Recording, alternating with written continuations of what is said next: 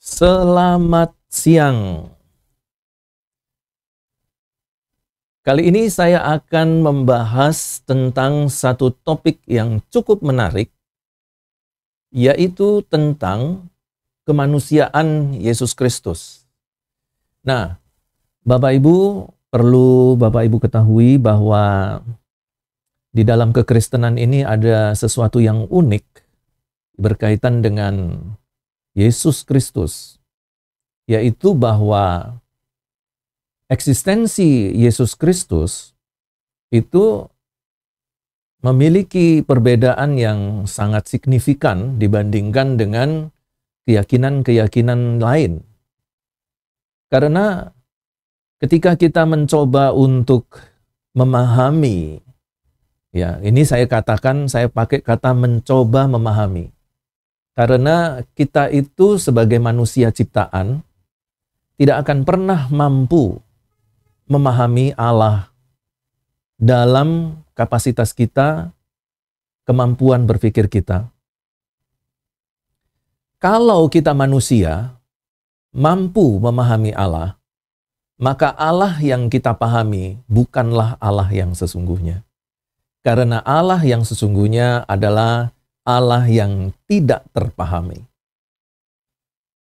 Jadi sebagus apapun kita memahami Allah kita, walaupun itu juga sudah dijelaskan di dalam kitab suci kita, maka itu belum seberapa dari eksistensi Allah yang sesungguhnya. Dan perlu kita garis bawahi dulu ya, bahwa Allah kita yang kita percayai adalah Allah yang maha dahsyat dan sanggup melakukan segala sesuatu. Sanggup melakukan segala sesuatu. Dia bahkan bisa menciptakan hewan yang sungguh aneh. Ya. Misalnya contoh cacing pita. Cacing pita itu satu ekor cacing pita. Kalau kita potong dia jadi 3, maka dia bisa jadi 3 cacing pita. Padahal dia sebenarnya satu pribadi tadi. Tetapi ketika kita potong jadi 3, dia bisa menjadi 3 bagian. Dan masing-masing menjadi pribadi masing-masing cacing.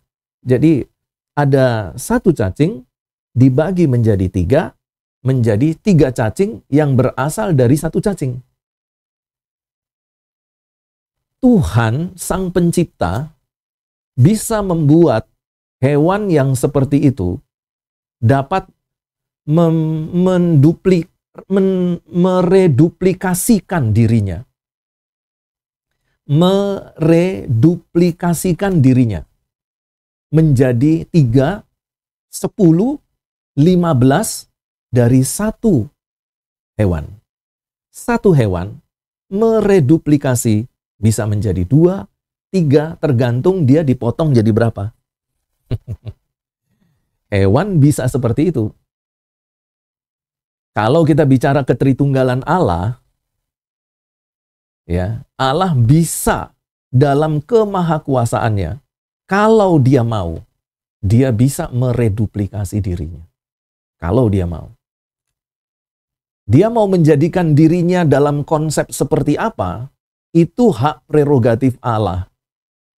Kita tinggal mempercayainya. Sanggupkah dia melakukan itu? Sangat sanggup. Ciptaannya aja dia sanggup melakukan seperti ciptaannya saja dia bisa buat konsep seperti itu, seperti cacing pita tadi. Itu ciptaan.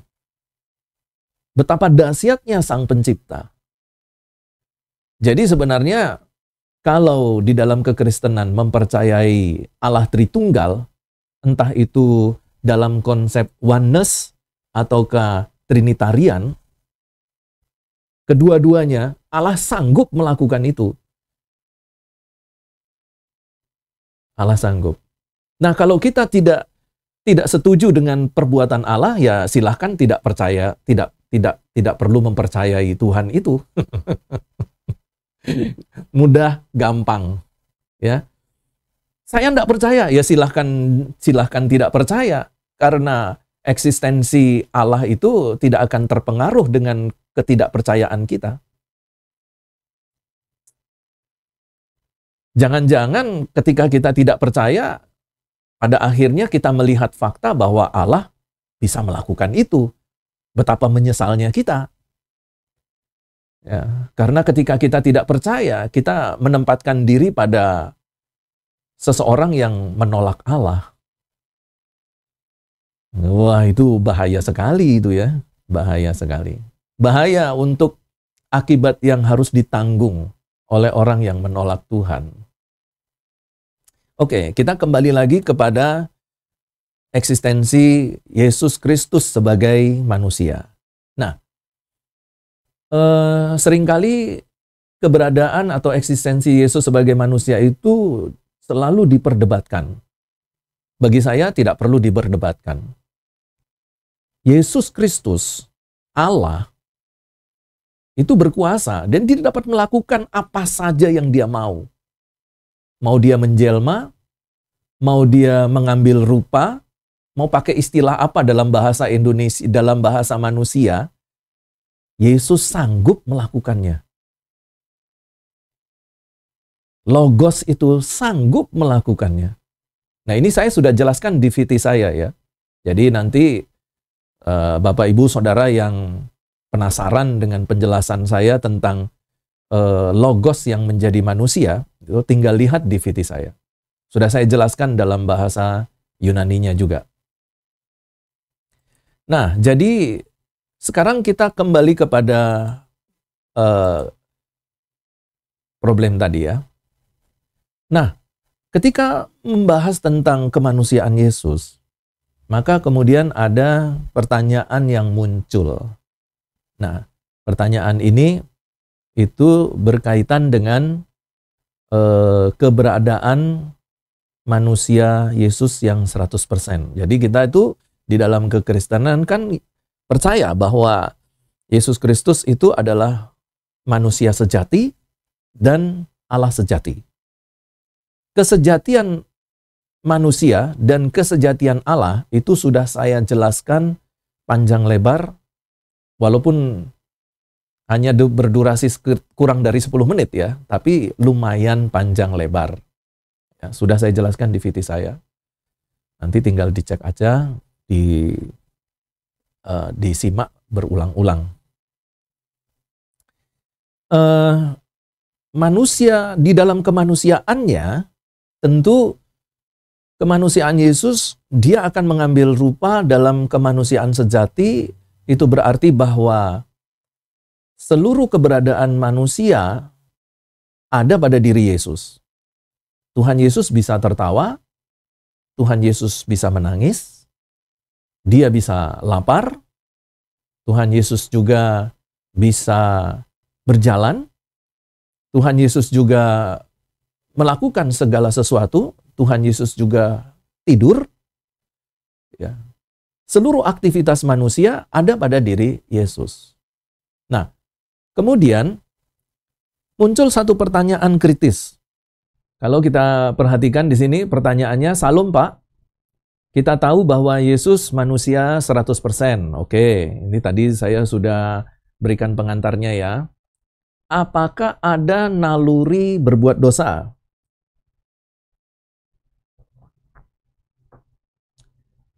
Jadi yang ditanyakan adalah naluri dalam diri Yesus. Ada enggak Tuhan Yesus itu punya naluri berbuat dosa? Kata kuncinya adalah naluri. Dan ini ditinjau dari bahasa Yunaninya. Oke. Kalau kita bicara tentang naluri Yesus, maka penjelasannya harus dalam pendekatan sistematik teologi. Nggak bisa dalam pendekatan biblical teologi, nggak bisa. Karena di Alkitab itu tidak ada satu ayat pun yang membahas naluri Yesus.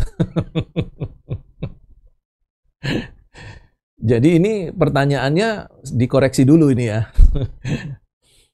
Ya, jadi kalau kita membahas naluri Yesus, itu tidak bisa kita bahas dalam konteks pendekatan biblical teologi, nggak bisa. Itu berarti kita nggak bisa membahas naluri Yesus dalam metode eksegetis Alkitabiah, eksegesa Alkitabiah juga tidak bisa. Itu berarti bahwa permintaan ditinjau dari bahasa Yunani juga tidak bisa. Ya, karena apa? Ya, karena tidak ada ayat khusus yang bicara tentang naluri Yesus. Dan kalau saya kategorikan pertanyaan ini adalah pertanyaan yang sifatnya spekulasi. Maka jawabannya juga harus spekulasi. Kenapa pertanyaannya spekulasi? Karena pertanyaan ini dibangun bukan berdasarkan pada ayat yang ada di dalam Alkitab, ya, tetapi berdasarkan saya katakan apa ya, logika manusia, logika seseorang. Nah, karena pertanyaan ini tidak diambil dari salah satu ayat Alkitab, maka pertanyaan ini digolongkan sebagai pertanyaan spekulasi. Dan pertanyaan spekulasi, jawabannya juga boleh menggunakan jawaban spekulasi. Ya, tetapi sekalipun demikian, saya akan coba jawab secara Alkitabiah, tetapi tidak pada pendekatan biblical teologi, tapi selebih pada pendekatan sistematikal teologi. Sistematika teologi, ya. Oke. Kita kembali kepada pertanyaannya, apakah ada naluri berbuat dosa pada diri Yesus dalam kemanusiaannya yang 100% itu? Nah, kalau kita bicara tentang naluri Tuhan Yesus Kristus, maka kita bicara tentang keberadaan Tuhan Yesus. Kalau kita bicara naluri berbuat dosa, maka kita harus berawal atau memulai jawaban ini pada konsep manusia yang sudah berdosa. Karena nanti dari situ kita akan membandingkannya dengan manusia Yesus Kristus. Tapi sebelumnya, saya akan memberikan sedikit pengantar dulu tentang kemanusiaan Yesus Kristus yang sebenarnya juga sudah saya bahas di VT saya. Jadi nanti tinggal cek aja VT saya yang membahas tentang kemanusiaan Yesus ini. Ya, bagaimana prosesnya Tuhan Yesus, dia dilahirkan dalam kemanusiaan yang sejati. Nah, itu ada bahasa Yunaninya, itu ada penjelasan bahasa Yunaninya. Oke, sekarang kita perhatikan di papan tulis yang, karena saya akan sedikit memberikan penjelasan dalam bentuk catatan-catatan di papan tulis ya. Ini hanya pengantar ya, penjelasannya sudah ada di VT saya, jadi nanti tinggal dicek gitu. Yesus Kristus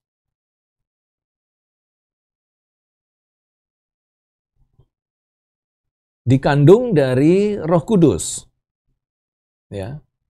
Ini dikandung Roh Kudus.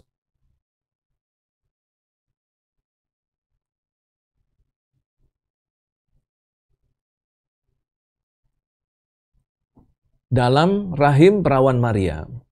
Nah, ketika Yesus Kristus ini dikandung oleh Roh Kudus dalam rahim perawan Maria, maka di sini sudah terjadi satu proses konsepsi, ya. Jadi ada proses konsepsi di mana dalam proses konsepsi ini Yesus memiliki tubuh, Yesus juga memiliki jiwa,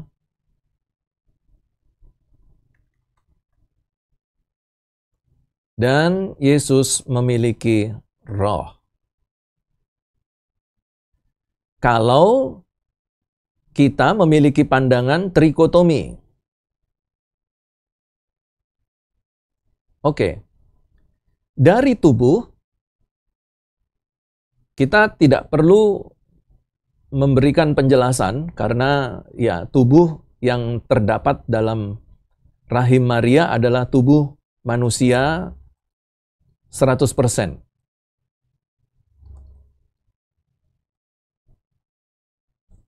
Lalu kemudian jiwa yang ada pada diri Tuhan Yesus adalah jiwa yang secara hukum ciptaan sudah langsung terdapat pada manusia. Ya, jadi jiwa ini adalah satu paket dengan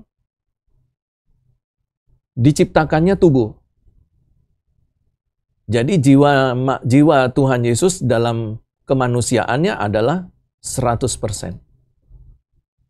Ya, ini kalau kita melihat dari sudut pandang trikotomi ya. Lalu yang berikutnya adalah roh. Roh di sini adalah logos. Ya. Roh Allah.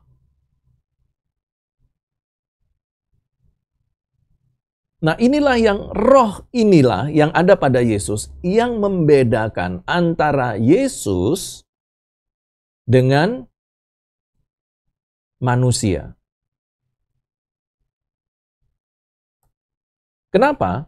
Karena roh yang ada pada manusia Yesus itu adalah roh pencipta. Jadi roh Allah di sini adalah roh pencipta.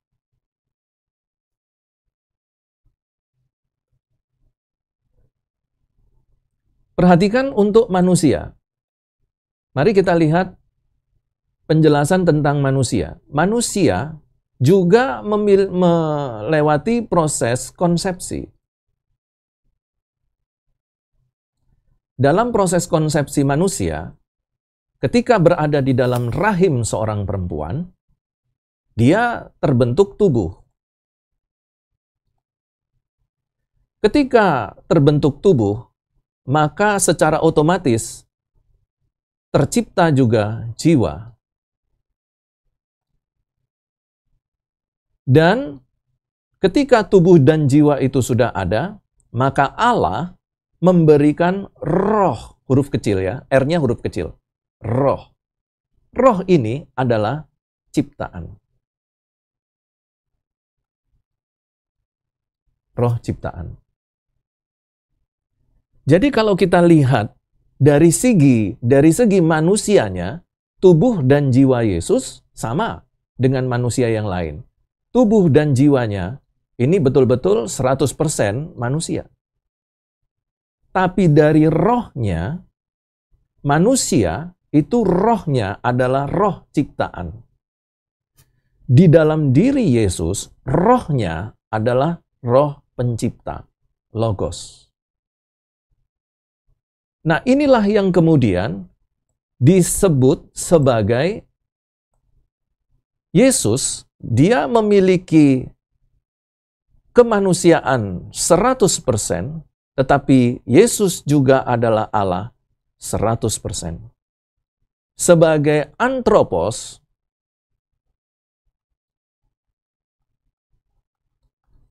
dia memiliki unsur-unsur antropos 100%, dan sebagai theos, dia memiliki eksistensi theos 100%. Dari rohnya. Rohnya bukan sama seperti roh manusia. Rohnya adalah roh pencipta. Oke, kemudian mari kita lihat perbandingan yang lain. Yesus Kristus, dia dikandung dari Roh Kudus. Perhatikan ini, dia dikandung dari Roh Kudus. Manusia tidak dikandung dari Roh Kudus.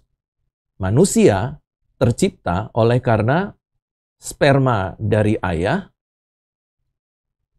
bertemu dengan sel telur dari ibu. Maka terjadilah konsepsi. Nah, kalau ditarik garis lurus, ayah dan ibu berasal dari Adam dan Hawa. Nah, persoalannya Adam dan Hawa ini sudah jatuh dalam dosa.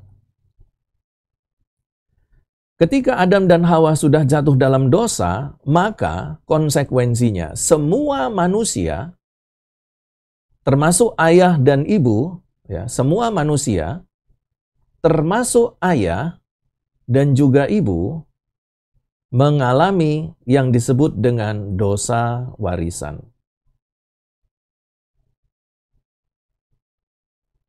Nah, ini sangat jelas sekali disampaikan oleh Paulus dalam Roma pasal yang kelima. Nanti kita baca ya ayatnya. Nah, ayah dan ibu itu mendapatkan dosa warisan. Apa bukti dari dosa warisan? Bahwa ayah ini akan mengalami kematian. Dan ibu juga akan mengalami kematian. Nah, kematian dari setiap orang, yang dialami setiap orang, itu adalah bukti bahwa setiap orang telah mendapatkan dosa warisan. Karena apa? Karena Adam dan Hawa telah berbuat dosa dan mereka juga mati. Semua keturunan Adam dan Hawa, kalau mereka semua mati, berarti mereka masuk dalam kategori orang yang mendapatkan dosa warisan. Yesus, nah, oke. Sebelum saya mengarah kepada Yesus, masih kepada dosa warisan dari Adam dan Hawa ini, nanti kita lihat penjelasan tentang dosa warisan ya. Saya sudah siapkan PowerPoint-nya untuk penjelasan tentang dosa warisan. Supaya jangan sampai ada yang berkilah ya. Bahwa dosa warisan itu tidak ada gitu ya. Nah, karena dosa warisan ini, maka di dalam diri manusia ada yang disebut dengan naluri. Naluri ini yang katanya dalam pertanyaannya menjadi kata kunci. Naluri ini sudah tercemar dosa.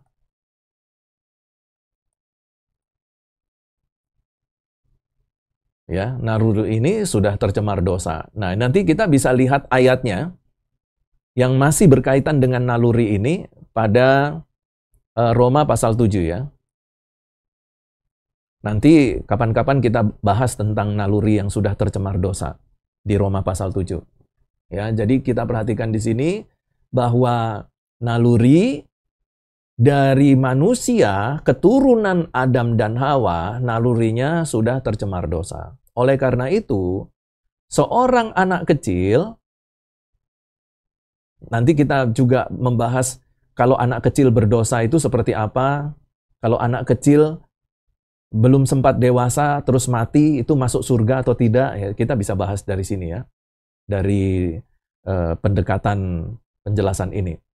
Jadi, anak kecil itu tanpa harus diajari berdosa, dia sudah memiliki kemampuan berbuat dosa.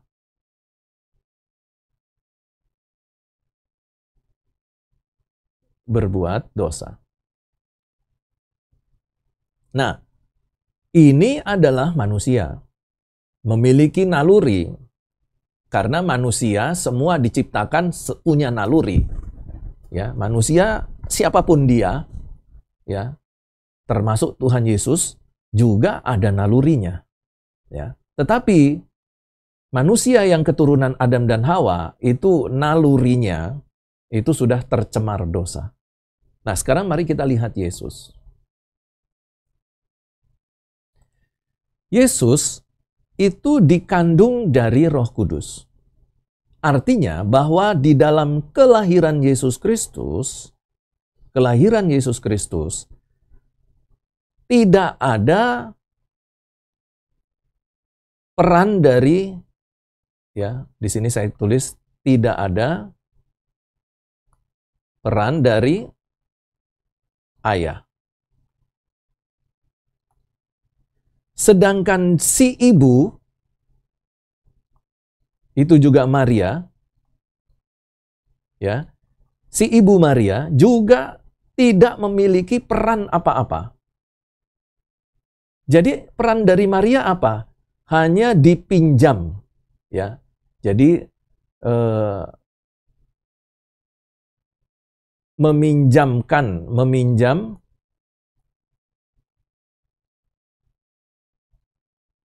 rahim Maria.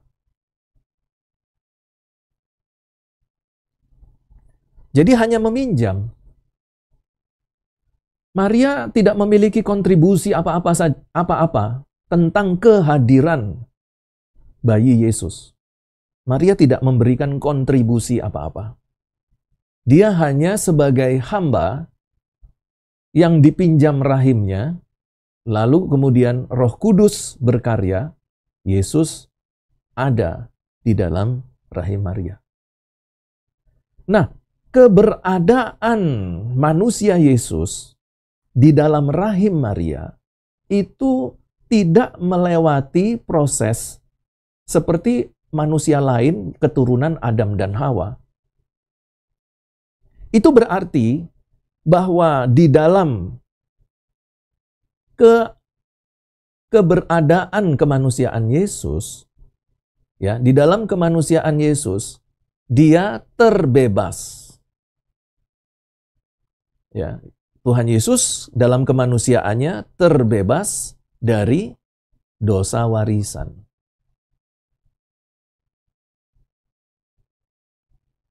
Karena dia, Yesus, terbebas dari dosa warisan, maka eksistensi kemanusiaan Yesus yang terbebas dari dosa warisan ini, eksistensi Yesus sebagai manusia yang terbebas dari dosa warisan adalah suci, kudus. Karena itu, Yesus dinubuatkan sebagai domba yang tidak bercacat dan bercela.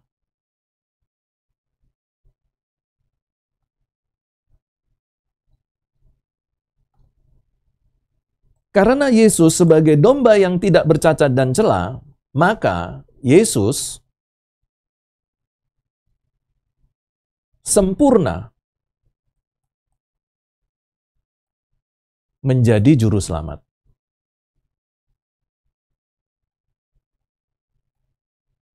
Oke, itu berarti bahwa ketika Yesus dikorbankan dan darahnya tercurah seperti domba yang dikorbankan, tetapi Yesus dikorbankan dengan cara disalibkan, maka penyaliban Yesus Kristus itu adalah jaminan keselamatan orang yang percaya kepadanya.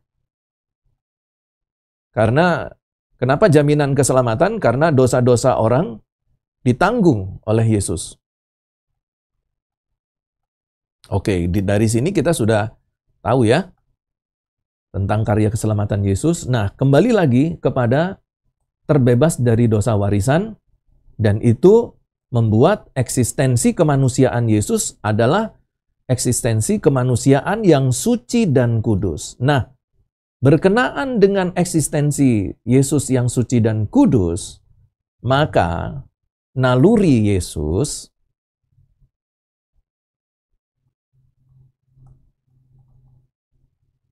adalah naluri yang suci dan kudus.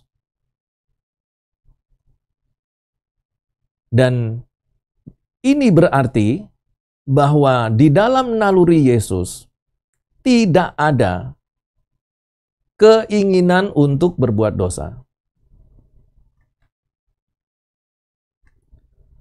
Jadi konsekuensi dari naluri yang suci dan kudus itu artinya di sini tidak ada keinginan untuk berbuat dosa. Nah, penjelasan yang saya sampaikan seperti ini, itulah penjelasan dalam pendekatan sistematik teologi. Dengan demikian, maka kita dapat melihat dalam konsep kemanusiaan Yesus Kristus, dia terbebas dari dosa warisan. Kenapa dia terbebas? Karena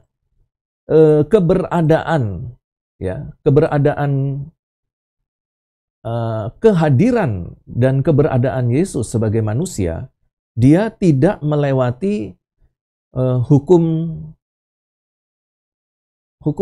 natural.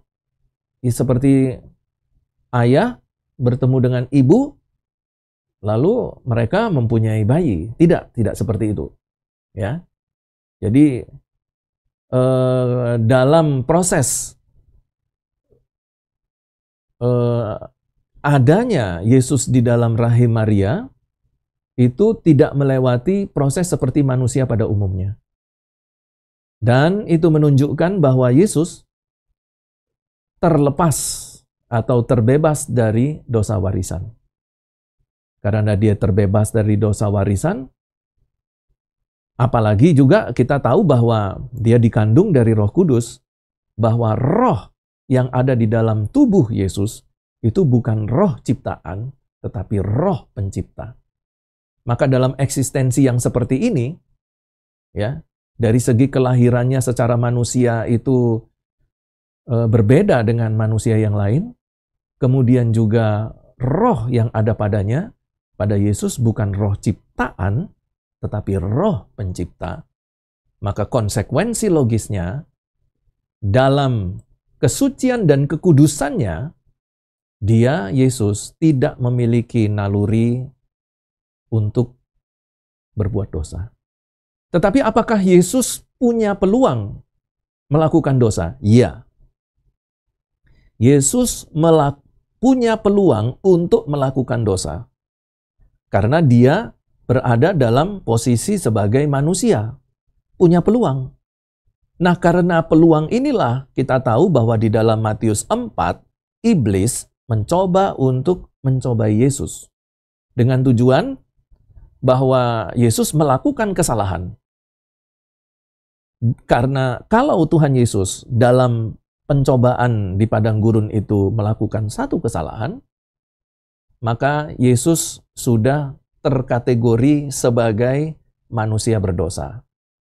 Sekecil apapun dosa, kalau itu dilakukan oleh Yesus, maka Tuhan Yesus tidak layak untuk menjadi juru selamat.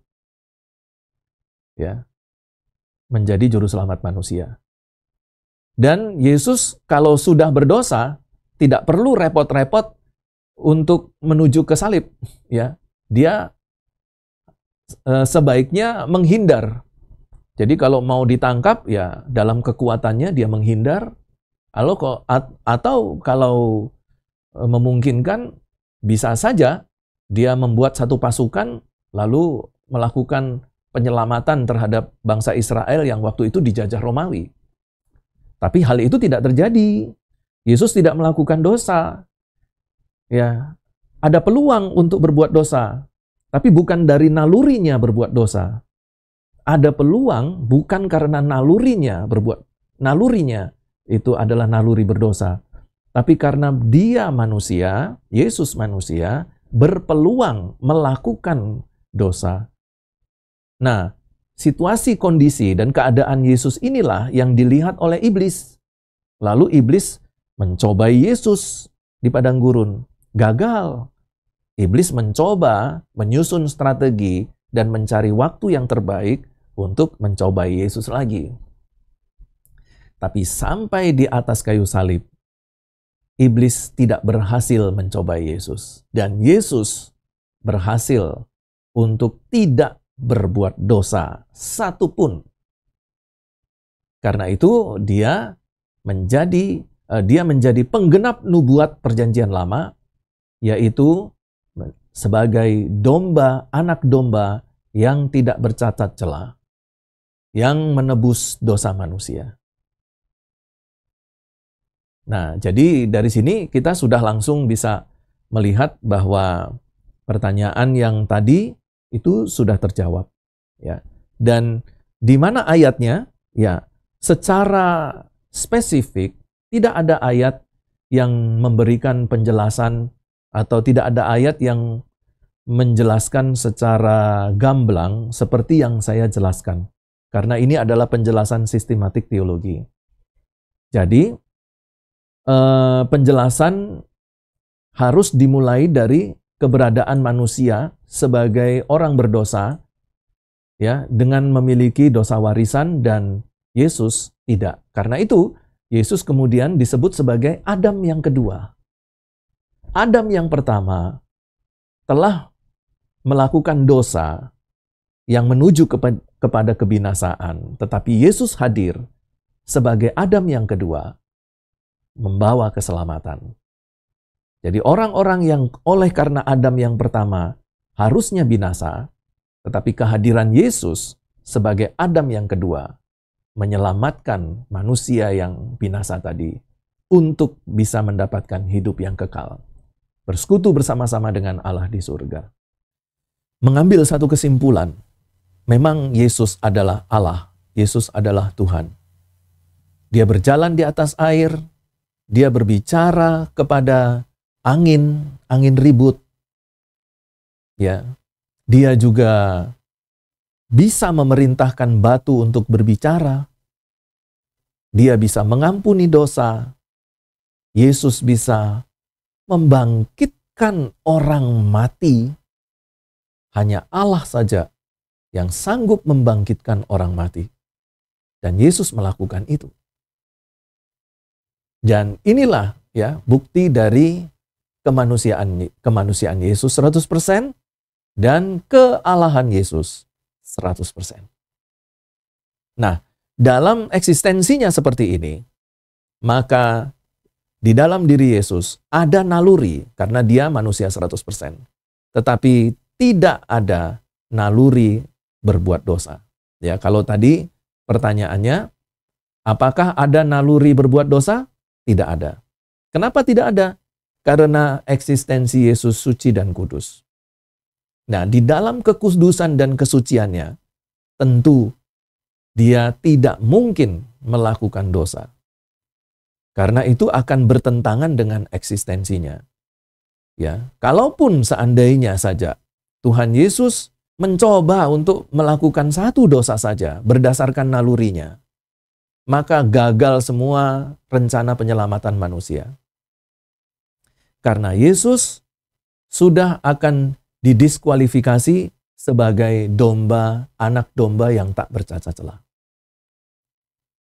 Tetapi kita tahu bahwa Yesus terus ya berada di dalam keadaan suci dan kudus sampai ia disalibkan. Ya, dengan demikian maka pertanyaan ini sudah terjawab. Dan nanti di dalam live yang berikutnya, saya akan membahas tentang dosa warisan. Setelah saya membahas dosa warisan, saya juga akan membahas tentang bagaimana konsep kekristenan tentang anak kecil. Kalau ada anak kecil yang mati, apakah anak kecil itu masuk surga? Kenapa muncul doktrin atau dogma seperti itu? Ya karena banyak pertanyaan muncul. Ya, ada anak yang belum sampai dewasa, ya baru masa batita ya. Mungkin umur 3 tahun, 4 tahun ya oleh karena penyakit, kemudian dia mati. Nah, itu pertanyaannya, anak-anak seperti itu dia kemana itu? Ya, dalam dunia roh itu berada di mana? Berada di Hades, Sheol, ataukah dia berada di Firdaus? Ya. Jadi nanti itu akan kita bahas, dan jika nanti saudara-saudara menyampaikan pertanyaan, ini di sini di dalam chat ini ada beberapa pertanyaan ya. Dan nanti pertanyaan-pertanyaan ini akan saya jawab dalam live berikutnya. Ini ada pertanyaan, bukankah itu naluri dosa? Ketika Yesus menghancurkan jualan di bait Allah, bagaimana? Oke. Ya. Bukankah itu naluri dosa? Nah, oke, kalau ada pertanyaan ini, ya. Kita tahu bahwa Allah itu adalah Allah yang adil. Dalam keadilan Allah, maka dia harus adil di dalam penghukuman, adil di dalam keadilannya. Dan itu harus maha adil.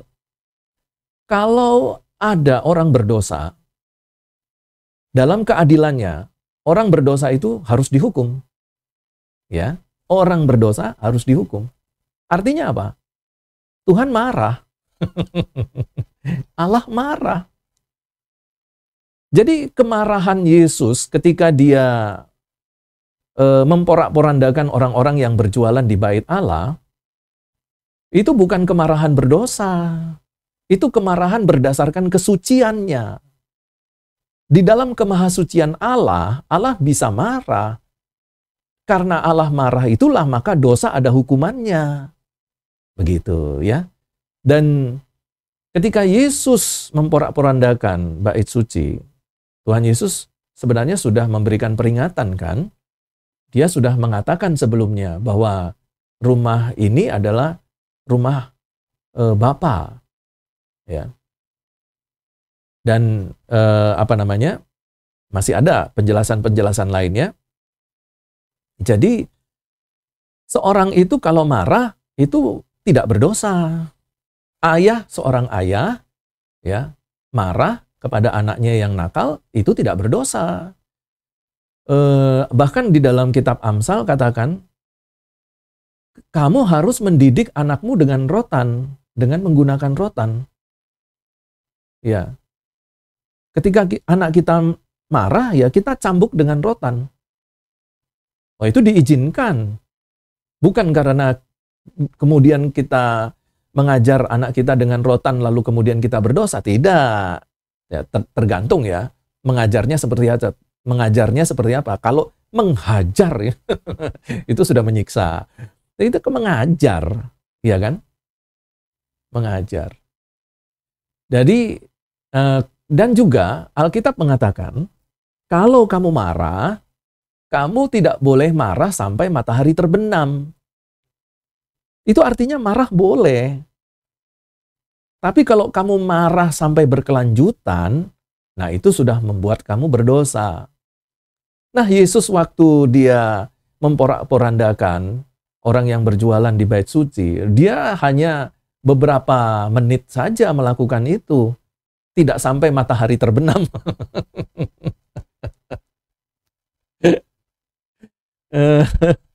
Iya.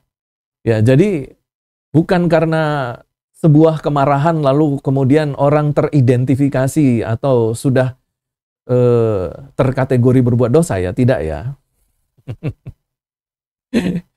Ya, kecuali kalau dia marahnya itu disebabkan oleh karena dosa, nah itu lain ceritanya. Ya, ada orang ya dalam keberdosaannya dia emosi, kemudian dia marah, sudah pasti berdosa, sudah pasti berdosa. Ya, karena kemarahannya tidak didasarkan pada tujuan yang suci, bukan kemarahan yang suci, bukan kemarahan yang kudus. Tetapi kemarahan yang bersumber dari dosa. Nah, itu terjadi itu kalau misalnya seorang suami yang belum hidup di dalam Tuhan, istrinya ngomel sedikit, tepak, tempeleng istrinya, digebuk istrinya. Ya, itu enggak usah tunggu sampai matahari terbenam. Ya. Nggak usah tunggu sampai matahari terbenam, dia udah berdosa itu. Ya, karena kemarahannya itu lahir dari dosa. Tapi kalau kemarahan Allah, itu lahir dari kemahasuciannya, dari kemahakudusannya, dari kemahaadilannya. Wah, itu dahsyat. Ya. Oke, Bapak Ibu, nanti dalam kesempatan yang berikutnya, saya akan lanjutkan live, karena saya sudah live sejak pukul 8.30 tadi. Saya akan mengambil istirahat. Dan terima kasih untuk kehadiran Bapak Ibu dalam room live saya. Terima kasih untuk pertanyaan-pertanyaan dan tanggapan. Mohon maaf kalau ada perkataan-perkataan yang kurang berkenan. Dan sampai jumpa dalam room live yang berikutnya. Tuhan Yesus memberkati.